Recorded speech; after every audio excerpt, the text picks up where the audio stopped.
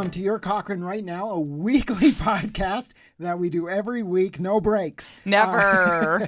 My name's Eric Ruddle. This is Lauren Meister. How's it going? I'm doing really well. I feel like it's been a long time. No, it's been a week. It's only been 1 week. 1 week.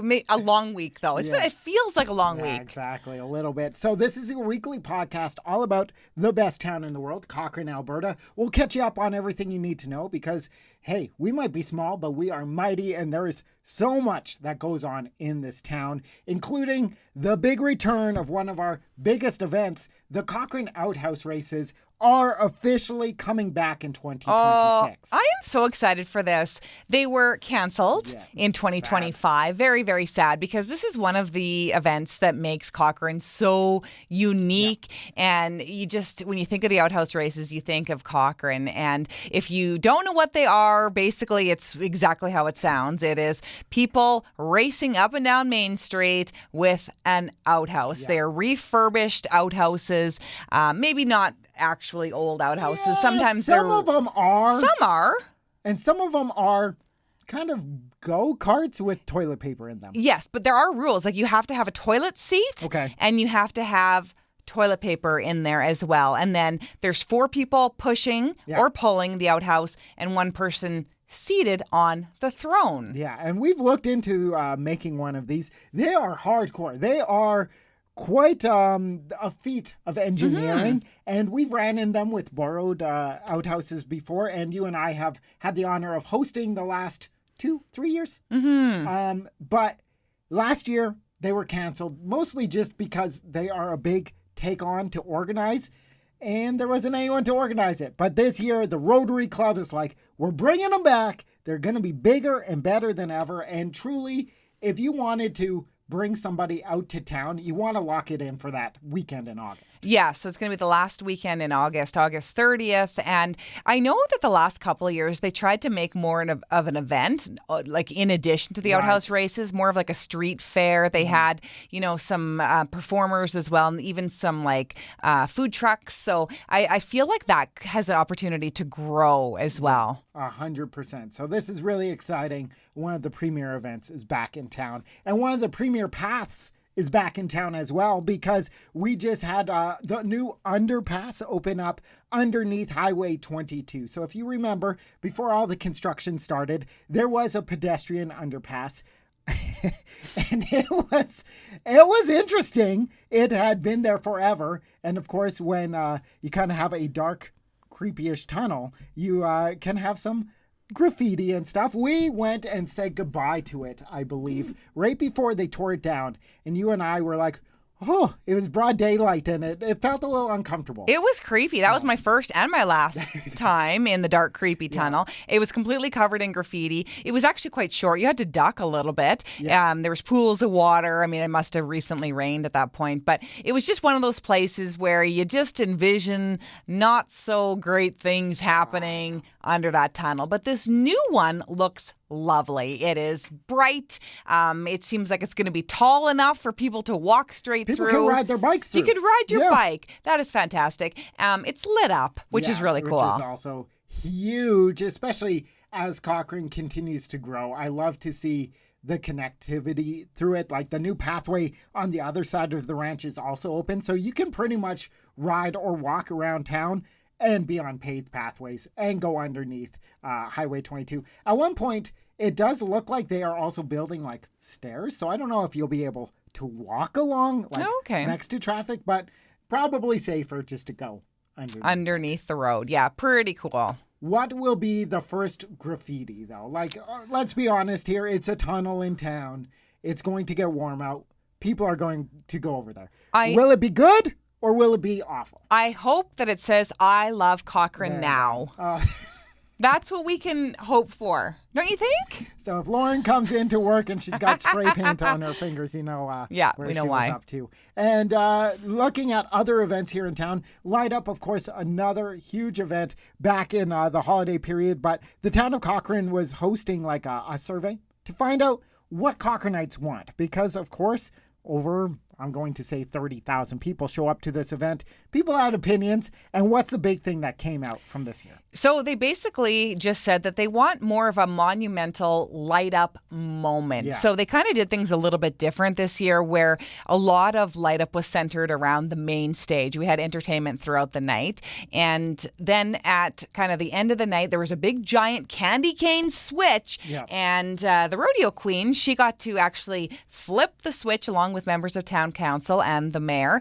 And it was supposed to be, I think a lot of people really expected it to be this like the movie moment. Dunk, dunk, dunk, yeah, this magical moment. Yeah. Don't get me wrong, it was wonderful, and Cochrane downtown looks fantastic. It was fantastic. I don't think anybody has anything bad to say about how lit up it is, but it didn't quite have that appeal. I think you need a giant tree. Like, there is a big tree over at the station that is lit up. Maybe we do it over there so you have the like flick and the big, because it turned on the light show. But of course, downtown's so spread out. So if you weren't looking at the switch, you might be like, oh, the light show is on. It was already pretty lit up anyway, because you had the fire pits and you had all the businesses and the street lamps. I mean, it was kind of hard to see that big light up moment. So I think that's kind of the general consensus, is people just, you picture, I think it's Charlie Brown, where all the people are standing around the Christmas tree holding hands and singing together, and it's this magical moment. So I think that's what kind of people want. On the flip side of things, though, some people might not realize how few people organize light up. It's a couple of volunteers. Now the town's a little more involved. They give a couple of extra hands, but truly this is a small group for such a massive event, and to see it go off without a hitch yet again is just a piece of magic in itself. It's pretty fantastic. Yeah, like when we're talking a small team, like we're talking a very small team, like a handful of people, like 3 or 4 kind of people. There. And then of course they bring in volunteers the night of, but it's pretty incredible what they can accomplish. Yeah. So I'm sure it will continue to grow. And if you want to help out, if you have the grand vision, I'm sure they'd love a couple of hands on deck. And talking about small teams just going above and beyond, if you haven't been following the story, back at the end of last year, Redwood Meadows, our neighbors to the south, their firehouse had a major fire. They lost several vehicles. They lost a massive chunk of it. And also, that's a volunteer firefighting crew. Yeah, so definitely a devastating time right before Christmas as well. And they do so much. They cover such a huge area. And like you say, they're volunteer. I mean, all of the people who volunteer their time there, I mean, these people have full-time jobs, right? They have other things going on in their lives, but they still dedicate so many hours to helping out people in the community in that area. And so it's pretty amazing to see how people have banded together to help.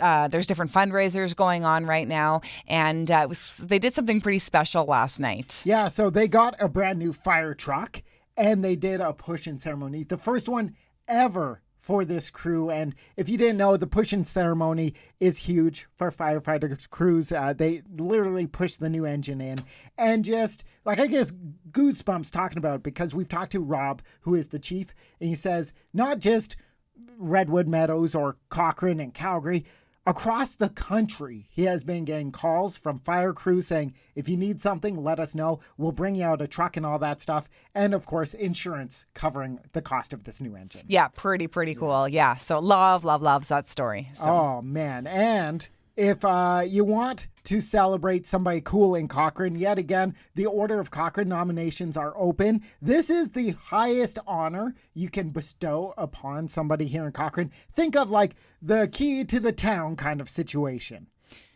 It's pretty cool. Yeah. So you and I actually had the opportunity to go MC this event a few years ago, and we got to hear the backstory for the person who received that honor that year. But the stuff that they walk away with, not only do you get like a huge plaque saying you're the best in Cochrane, the best person in Cochrane for that year, and yada yada. You also get like a huge giant trophy and a plaque, but you get a big belt buckle that's custom made with like the Menavision on there and all of the things. It's pretty cool. But to get to that point, of course, you do need to be an awesome Cochraneite. Yeah, and the nomination process is no small feat. I thought it would be funny to nominate myself one year. I was like, oh, this would be great. It takes, obviously, it is the highest honor. So they are asking detailed questions. They are asking for references that they can contact as well. And yeah, you need to make a dent here in Cochrane to get in on it. But if you know somebody that deserves this honor, like myself, RUTTLE, you can find some references. Exactly. But it is pretty cool. And nominations are open for like another month until the end of February. Exactly. Yeah, it is pretty cool. And talking about some pretty cool honors, we just found out that Cochraneite, Mike, is a photographer here in town. He usually sends us amazing photos, just saying, hey, I was shooting wildlife photos. Here's some great pictures. They're free. Enjoy. He just got his own photo published in National Geographic. Yeah, so What? It's pretty cool. He is calling this a lifelong dream. He said, growing up that he always had a stack of, the National Geographics. You always think of the yellow magazine, right? You recognize that magazine. So it's been something that he has always kind of aspired to. And he said this photo was actually taken a few years ago. It was 2019, Easter weekend. He was photographing a skiing event, and it was somebody skiing down a hill, somebody that he knew, and he said it was just like perfect conditions, the perfect lighting, perfect angle, perfect everything, the perfect skier, and it just was great. But he said this actually was a surprise. He didn't know that it was being published, and he said that they had the opportunity of like sifting through tens of thousands of photos, but they chose his. So cool. You can see the photo up on our website, cochranow.com. But if this happened to you, how many copies of that Nat Geo do you buy? A lot. Yeah, a lot. Because that is something like that. I don't know how much of a bigger honor there would be than that. As a photographer, especially a nature photographer like Mike. And can you buy, I know you can subscribe to National Geographic and they'll send one to your door. Can you go into stores and just buy it off them? the shelf? I'm not sure. I don't know either. We'll have to take a look around because I'd like one of these as well for the studio. Have one in here. That's huge. But a huge shout out to you, Mike. And thank you for always sharing your photos over the year. And hey, that's everything going on in Cochrane right now. You can grab this weekly podcast on all your favorite services, your Spotify's, your Apple Podcasts. And of course, you can watch the video version up on YouTube as well. And every single week, right? Once a week, every 7 days. Sometimes the weeks seem a little bit longer, but every 7 days. We're committed now. So you'll be able to keep up with everything going on in Cochrane. Until the next time, we'll talk to you again soon.